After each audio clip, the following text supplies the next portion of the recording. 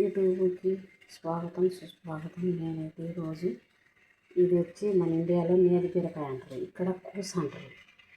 ఈ ఏం చేయాలంటే లోపలంతా తీసేసి దీంతో అంతా తీసిన తర్వాత ఈ బియ్యము మసాలా వేసి మటన్ అంటే మన కోయటలు లేహం అంటారు, మటన్ వేసి బాగా మిక్సింగ్ చేసి బియ్యం అన్నీ దీంట్లో పెట్టాలి.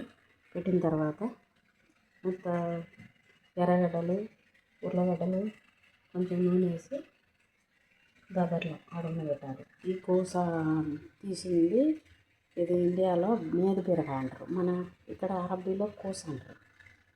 దీంట్లో అన్నీ అయిపోయినాక దీంట్లో చుట్టాలి. మళ్ళీ ఇది క్యాబేజీ, ఈ క్యాబేజీలో పెట్టి చుట్టాలి. చుట్టేసి చూపించాలి. ఫ్రెండ్స్ సబ్స్క్రైబ్ చేసుకోండి, లైక్ కొట్టండి.